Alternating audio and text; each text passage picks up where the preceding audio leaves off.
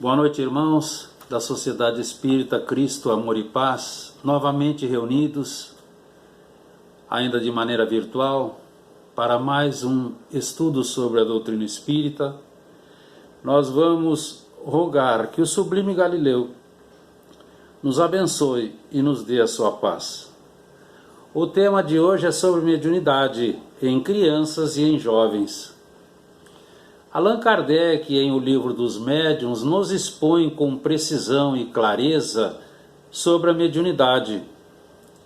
Desde a introdução do livro já nos informa sobre a capacidade de comunicação com o plano espiritual que todos nós temos. É concedida então a todos, não existe privilégio de etnia, de caráter, de fé religiosa, de condição socioeconômica, e sempre existiu desde que o homem surgiu no planeta.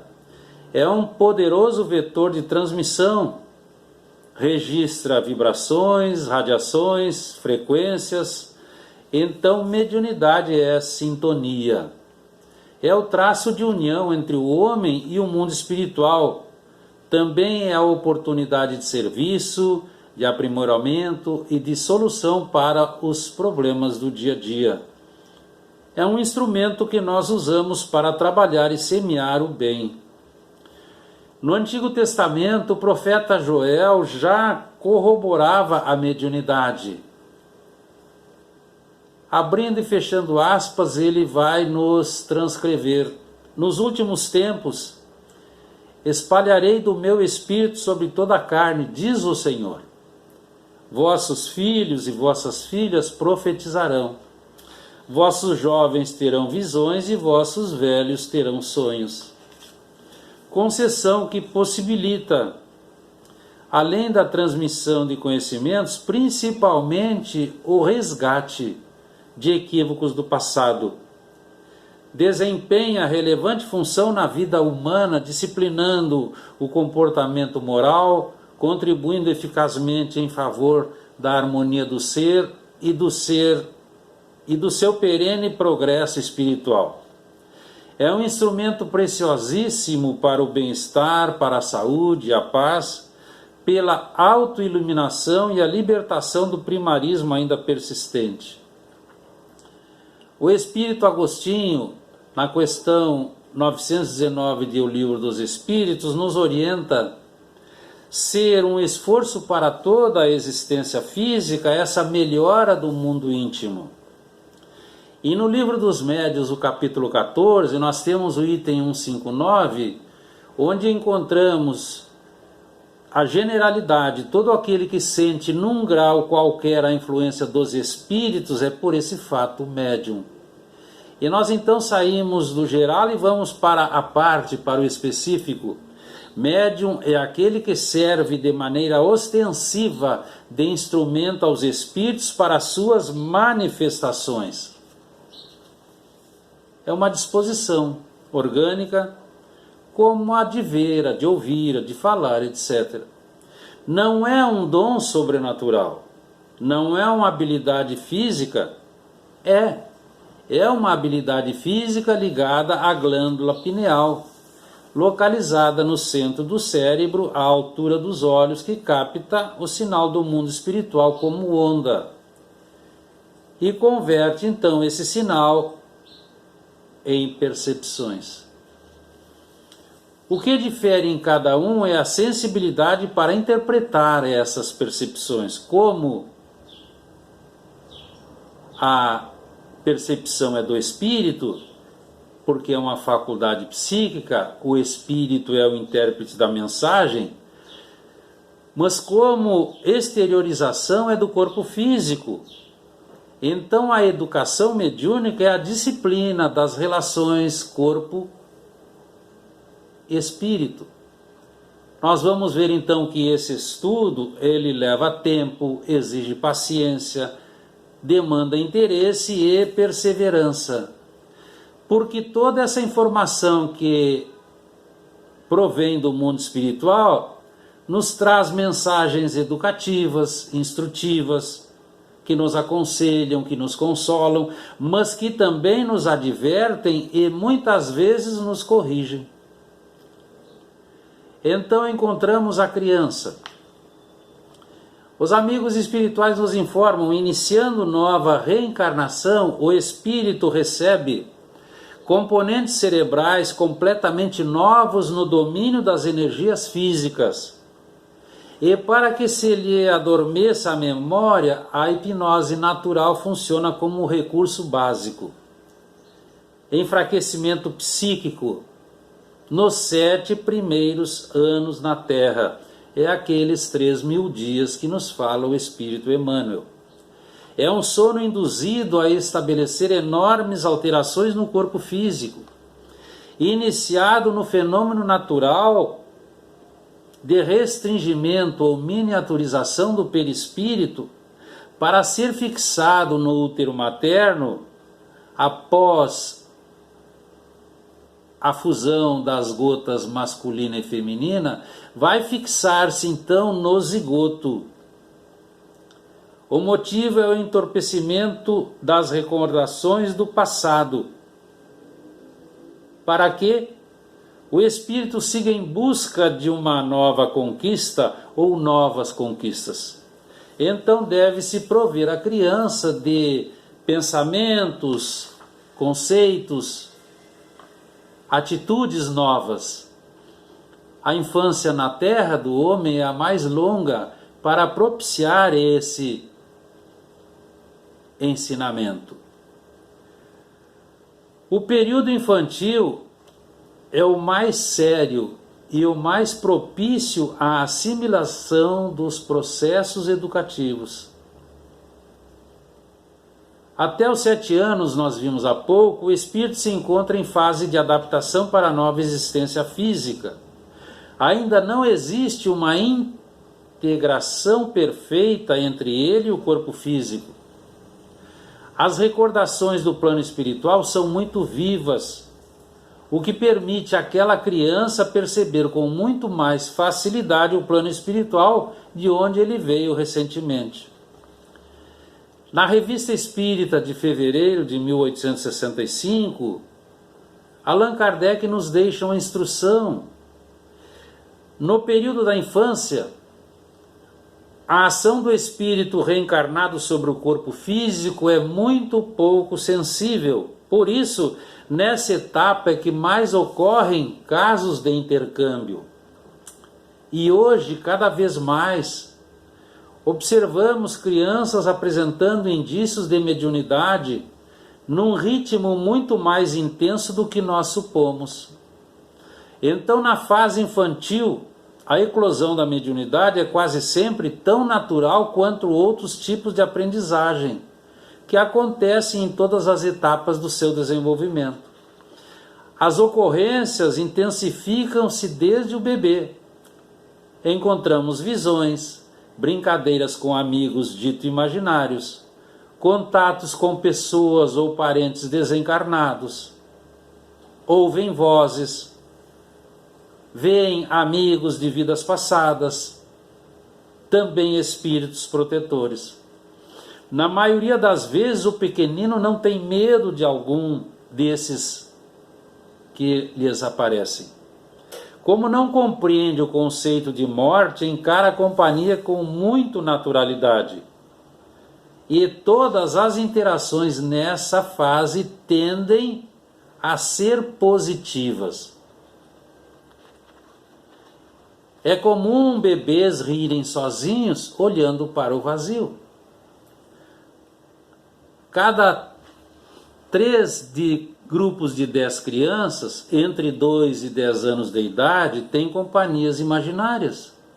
São os amigos invisíveis. E que diminuem quando a criança vai para a escola. Leon Denis nos afirma: a mediunidade também pode estar por trás de prodígios precoces. Casos de genialidades podem ser manifestadas, mesmo de forma inconsciente, pelo estímulo de espíritos que dominam determinada arte. Encontramos então as reações no grupo familiar. A grande maioria das vezes, Os fenômenos perturbam mais aos pais do que às crianças. As crianças não entendem porque os pais também não conseguem ver a presença que eles percebem. Acham os pais que é fruto da imaginação. Às vezes não é compreendida. Então a criança é considerada perturbada, é vítima de demônios, é aloucada, e ela passa a ser proibida de falar sobre o assunto. Aí a situação se complica e vem com um agravante, os desequilíbrios psicológicos e emocionais, porque a criança está vendo. E ela então tem medo do que podem fazer a ela, pelas ameaças, pelas censuras. Muitas crianças são então encaminhadas a pediatra, a psicólogo, a psiquiatra. Se forem espíritas, vão ajudar. Mas se não forem, elas só voltarão a ter vida normal quando alguém as leva a uma sociedade espírita séria e elas passam então a frequentá-la, recebendo aí sim os benefícios da doutrina espírita. O Espírito Agostinho, no Evangelho segundo o Espiritismo, lá no capítulo 14, item 9, ele vai dizer, em determinado momento vai deixar escrito, abre aspas, compreendei que, e ele fala aos espíritas, mas aqui nós podemos colocar todos os da terra. Quando produzis um corpo, a alma que nele encarna vem do espaço para progredir. Então os pais devem levá-los a bom termo, porque é missão que foram buscar no mundo espiritual. Os pais atentos e prudentes as afastarão com muito tato dessas ideias, ou pelo menos ouvirão e falarão, explicando sobre Jesus, sobre os anjos da guarda, enfim, sem estimular ou valorizar demais o fenômeno, porque podem aí deixar a criança com a impressão de que tem superpoder. Também não deve ridicularizar a criança. Não devem os pais demonstrar medo porque vão deixar essa criança insegura. Também não devem dizer a ela que está mentindo. E aí surge uma pergunta, mas e se tudo isso for sinal de doença psiquiátrica? Pode acontecer, mas é raro. A esquizofrenia só acontece em 1 de cada 10.000 crianças e traz indícios que são mais fáceis de detectar. Desejo de viver isolada, mudanças repentinas de humor, depressão.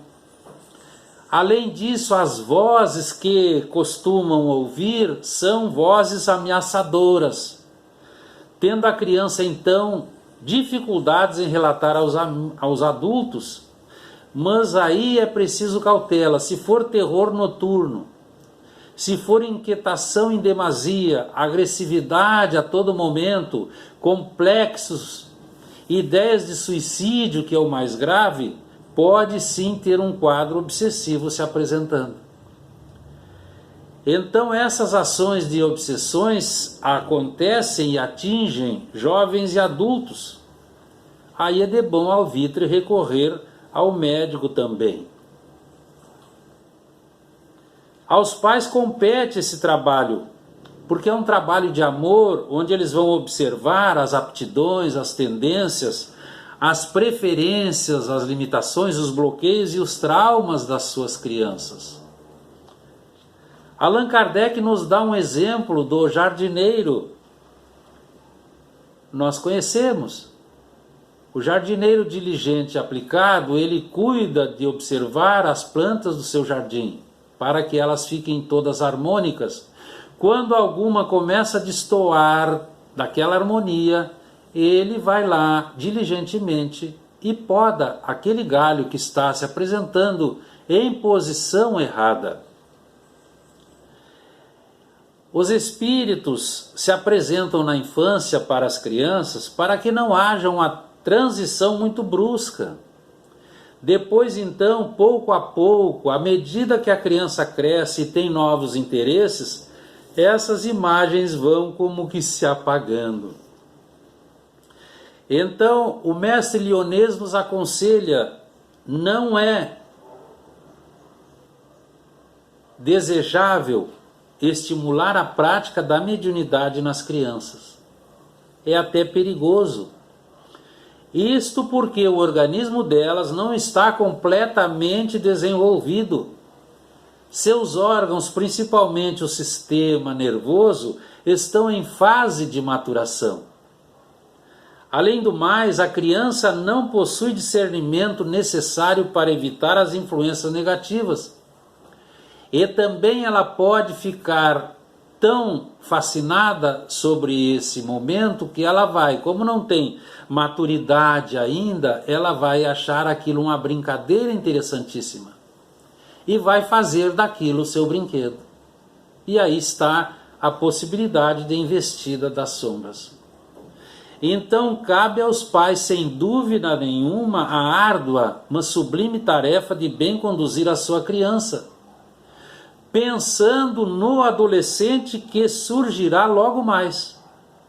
E que quanto melhor for o conteúdo de conversações dignas, verdadeiras, que levam saúde de caráter moral, que levam alegria que refaz, de acompanhamento necessário e equilibrado, mas também de admoestação coerente e salutar, permeados por muito carinho e amizade, é que vai fazer com que esse filho que recebe, desde a infância, todo esse manancial informativo, menos perigosa e menos turbulenta seja a sua travessia na adolescência.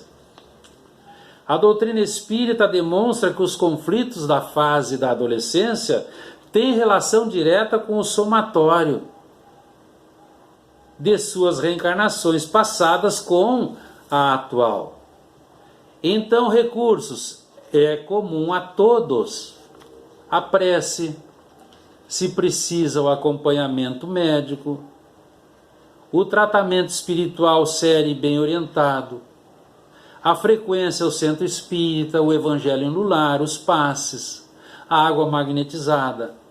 Para os bebês, a evangelização. Antes nós dizíamos às mães no atendimento fraterno, converse com o seu nenê, mas ele está no ventre, mas o espírito fica com o registro. Para os pais nós temos a psicoterapia do amor, onde eles vão também, junto com os seus amados filhos, buscar esclarecimento para auxiliar a todos no lar. Mas principalmente o que vai levá-los a um termo fabuloso é a ação dos pais no bem e os bons exemplos que deixarão. E nós encontramos então a adolescência, que o eminente professor Ney Lobo vai dizer, saudoso Ney Lobo vai nos deixar escrito. É o período de desenvolvimento orgânico e mental do espírito reencarnado após a infância, e onde esse espírito vai retomar a natureza que lhe é própria e se mostrar como era na reencarnação anterior. E aqui nós temos uma informação de suma importância. Ao alcançar esta etapa, entende-se que o adolescente já recebeu, ou já deveria ter recebido, a maior e mais determinante influência na infância, onde ele adquiriu novos conhecimentos, aquisição moral, orientação psicológica, disciplina, bons exemplos. E que ele vai então agora agregar a sua bagagem espiritual. Nós temos exemplos de muitos adolescentes que nos informam ou informaram. Eu só não fiz coisas piores, segundo eles, porque eu me lembrava dos exemplos do meu pai e da minha mãe. E isso não me permitia errar. Mas aí aparecem os conflitos internos, os anseios, as dúvidas existenciais, os impulsos diversos e repentinos, a melancolia, a revolta, parecendo que o trabalho de amor na infância não foi bem executado. Tudo em decorrência de automatismos biológicos e psicológicos em forma de pressão psicossocial. Então nós encontramos o jovem com obrigações escolares paralelas a necessidades do trabalho remunerado e tomam todo o seu tempo diário. Também a influência dos namoros, os grupos sociais, onde eles devem satisfações às tribos ou galeras, segundo eles, as diversões de toda ordem, as agremiações políticas, esportivas, entre tantas outras solicitações da vida materializante. Sem falar na compulsão da simples curiosidade dos jovens. Então é uma etapa de muitas mudanças, muitos apelos materialistas que poderão atrapalhá-los na caminhada. A mediunidade enquanto fenômeno, por mais chame a atenção do jovem, nunca deve encantá-lo, porque é apenas um fenômeno. A glândula pineal, que nós vimos na infância, e que é na adolescência a glândula da sexualidade, é a mesma da mediunidade. Então o jovem hoje deve ajustar a sexualidade a patamares mais nobres, com temperança, manejando adequadamente, com sabedoria, a sua vida. Kardec falava da maturidade do senso moral. Um exemplo, Chico Xavier, com 16 anos, na adolescência, ele escreveu a obra Parnaso de Além Túmulo, 56 autores luso-brasileiros. Um dos capítulos mais bonitos e simbólicos da história do Espiritismo é a participação de elementos jovens no processo de codificação da doutrina.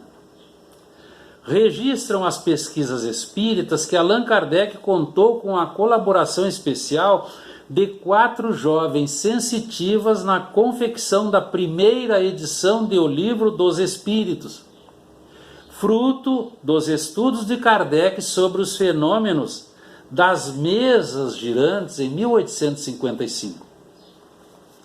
Então essa primeira edição teve 501 perguntas, respectivas respostas e algumas notas explicativas de Allan Kardec. Aqui estão então as jovens, as irmãs Joly, 15 anos, Caroline Baudin, 18 anos. Elas psicografaram a quase totalidade das 501 respostas, notem, da primeira edição, nas reuniões familiares, que eram dirigidas por seus pais e orientadas pelo codificador. O senhor Baudin, então, vai fazer uma compilação de 40 cadernos. Encontramos também Ruth Jafé, de 20 anos, responsável pela revisão completa do texto, incluindo as notas de Kardec. Aline Carlotti, 20 anos, ela fez parte do grupo de médiuns, através do qual Kardec concordou com as questões mais difíceis do livro, fazendo uso da concordância universal dos ensinos dos espíritos. Trabalho de método. A segunda edição de O Livro dos Espíritos, que vem em março de 1860, vai fazer parte de grupos espíritos de mais de 15 países da Europa e Américas. Eram mais de 1000 grupos espíritas com mais de 30 mil médiuns, de 1857 para 1860. Olha a propagação. Aqui encontramos Hermance de Faux, 16 anos. Como médium, colaborou na elaboração desta edição, que também teve uma reestruturação em 50 cadernos. que foi revista, estruturada, ampliada e divulgada pelo codificador, nessa época, março de 1860. Por que nós estamos trazendo esses exemplos jovens? Porque hoje encontramos uma gama, uma imensidade de jovens de hábitos nobres, de tendências saudáveis, de pensamentos magníficos, que muitas vezes buscam o estudo da doutrina espírita para compreensão ampliada e trabalho no bem, e às vezes são, de certa forma, cerceados.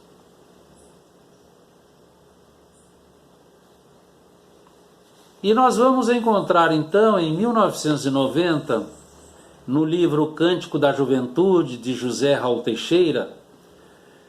É um livro totalmente feito pelo espírito Ivan de Albuquerque, que viveu em São Paulo e desencarnou num acidente de trem. Ele vai trazer, entre outras mensagens, juventude e mediunidade. E ele vai dizer aos jovens nobres: mediunidade na juventude, com correção e grandeza, significa saúde espiritual plena de crédito sob a forma de bênçãos inumeráveis, pelo proveito inteligente e grandioso na atuação mediúnica, glorificando tua fase juvenil, porque estás cooperando com Deus no resgate do gênero humano, a começar de ti mesmo, pelas informações do invisível, que são filtradas por tua sensibilidade. Trabalha, segue Jesus e seja feliz. Que fique para a nossa reflexão, amigos, irmãos e irmãs. Muito obrigado pela oportunidade. Muito boa noite a todos. Sigam em paz.